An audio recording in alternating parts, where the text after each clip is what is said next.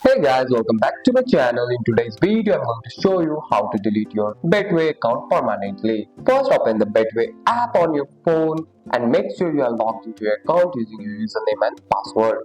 Once you are on the home screen, and before deleting your account, make sure the three things: your account balance is zero, you have an pending withdrawal, you have no active bet.